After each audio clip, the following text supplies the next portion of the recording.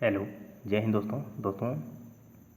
RPF constable परीक्षा 2024 के लिए पिछले वर्ष आरपीएफ में पूछे गए प्रश्नों को देखने वाले हैं जीके के। ओके, तो आइए देखते हैं दोस्तों। इसमें पहला प्रश्न है, लगातार 2 बार ओलंपिक पदक जीतने वाली एकमात्र भारतीय खिलाड़ी कौन है?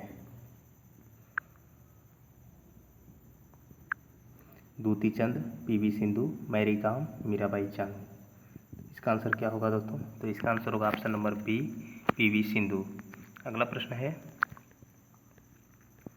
तान्या हेमंत निम्नलिखित में से किस खेल से संबंधित हैं? तान्या हेमंत निम्नलिखित में से किस खेल से संबंधित हैं? बैडमिंटन, टेनिस, शतरंज, हॉकी। तो इसका आंसर होगा ऑप्शन नंबर ए, बैडमिंटन से। तान्या हेमंत किस राज्य से हैं? तो कर्नाटका से। अगला प्रश्न है, भूटान का राष्ट्रीय खेल निम्नलिखित में से कौन सा है? भूटान का राष्ट्रीय खेल निम्नलिखित में से कौन सा है? शूटिंग, तीरंदाजी, कुश्ती, क्रिकेट। तो इसका आंसर होगा ऑप्शन नंबर बी, तीरंदाजी। अगला प्रश्न है, हुमायूं का मकबरा किस स्थान पर स्थित है? हैदराबाद, दिल्ली, मुंबई, उत्तर प्रदेश। तो हुमायूं का मकबरा कहाँ स्थित है दोस्तों? तो इसका आंसर होगा ऑप्शन नंबर बी, दिल्ली में। अगला प्रश्न है, भीमबेटका की गुफाएं निम्नलिखित में से किस राज्य में स्थित हैं? भीमबेटका की गुफाएं निम्नलिखित में से किस राज्य में स्थित हैं? मध्य प्रदेश, महाराष्ट्र, गुजरात, बिहार। तो इसका आंसर होगा option number A, Madhya Pradesh में। अगला प्रश्न है, मध्य प्रदेश में स्थित सांची का स्तूप किस वर्ष यूनेस्को विश्व धरोहर में शामिल किया गया?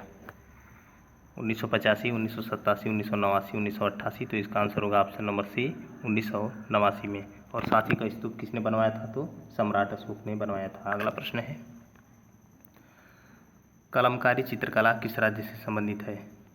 कलमकारी चित्रकला किस राज्य से संबंधित है?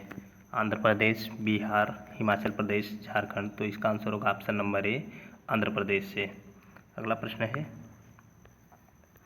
अनुच्छेद 32 को भारतीय संविधान का हृदय और आत्मा किसने कहा था? अनुच्छेद 32 को भारतीय संविधान का हृदय और आत्मा किसने कहा था? Sachchidananda Sinha, Jawaharlal Nehru, B R Ambedkar, M B Pyli. तो इसका आंसर होगा option number C, B R Ambedkar ji ने। अगला प्रश्न है, भारत के उपराष्ट्रपति को पद की शपथ कौन दिलाता है? भारत के उपराष्ट्रपति को पद की शपथ कौन दिलाता है? भारत के प्रधानमंत्री, या लोकसभा अध्यक्ष, या भारत के मुख्य न्यायाधीश, या भारत के राष्ट्रपति। तो इसका आंसर होगा ऑप्शन नंबर डी, भारत के राष्ट्रपति दिलाते हैं। अगला प्रश्न है, हर्षवर्धन की जीवनी हर्षचरित किसने लिखी थी? हर्षवर्धन की जीवनी हर्षचरित किसने लिखी थी? बाणभट्ट, हरिसेन, हेनसांग, रवि कीर्ति। तो इसका आंसर होगा ऑप्शन नंबर ए, बाणभट्ट। अगला प्रश्न है, निम्नलिखित में से कौन सी नदी धुआंधार जलप्रपात निम्नलिखित में से कौन सी नदी पर धुआंधार जलप्रपात स्थित है? नर्मदा, ताप्ती, महानदी, गोदावरी। तो इसका आंसर होगा ऑप्शन नंबर ए, नर्मदा नदी पर। और धुआंधार जलप्रपात किस राज्य में पड़ता है? तो जबलपुर में। अगला प्रश्न है, जबलपुर मध्य प्रदेश में। कौन सी पहाड़ी मेघालय के पठार का हिस्सा नहीं है? नीलगिरी पहाड़ियाँ, जयंतिया पहाड़ियाँ, गारो पहाड़ियाँ, खासी पहाड़ियाँ। तो इसका आंसर होगा ऑप्शन नंबर ए, नीलगिरी पहाड़ियाँ। गारो, खासी, जयंतिया पहाड़ियाँ तीनों जो हैं मेघालय में स्थित है। ओके दोस्तों, अगला प्रश्न है, स्वतंत्रता संघर्ष के दौरान प्रसिद्ध मोपला विद्रोह निम्नलिखित में से किस राज्य में हुआ था? ओडिशा, उत्तर प्रदेश, केरल, बिहार। तो इसका आंसर होगा ऑप्शन नंबर सी, केरल में। किस वर्ष हुआ था? 1921-22 में। अगला प्रश्न है, प्रथम विश्व युद्ध आरंभ होने के समय भारत का गवर्नर जनरल निम्नलिखित में से कौन था? डलहौजी, वेलेस्ली, रिपन, हार्डिंग द्वितीय। तो इसका आंसर होगा option number D, Lord Hardinge द्वितीय। अगला प्रश्न है,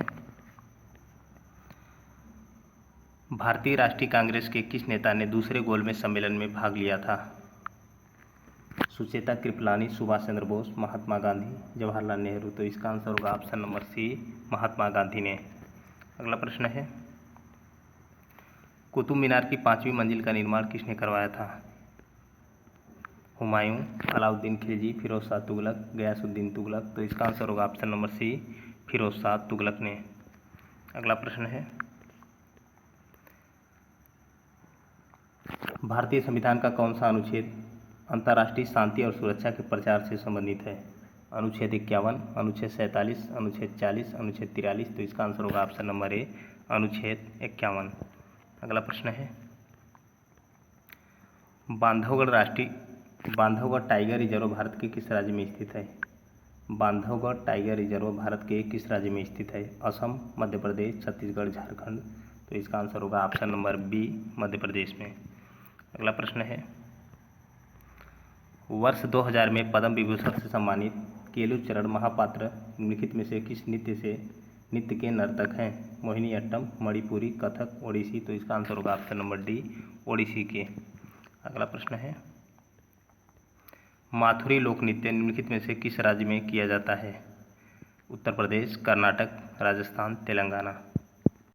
माथुरी लोक नृत्य किस राज्य में किया जाता है? तो इसका आंसर होगा ऑप्शन नंबर डी, तेलंगाना में। तो दोस्तों, इसी प्रकार की वीडियो प्रीवियस ईयर आरपीएफ की पाने के लिए जीके की चैनल को सब्सक्राइब कर लें दोस्तों। डेली आपको जीके आरपीएफ की वीडियो मिलती रहेंगी, क्योंकि दोस्तों आरपीएफ में जीके ही सिलेक्शन दिलाने वाला है। मैथ रीजनिंग के बाद जीके का बहुत बड़ा रोल है। 50 क्वेश्चन जीके के आएंगे। ओके दोस्तों, तो दोस्तों आप लोग चैनल को सब्सक्राइब कर लें दोस्तों, चैनल से जुड़ जाएँ और जीके के अच्छे लेवल के प्रश्न आपको देखने को मिलेंगे। जय हिंद दोस्तों।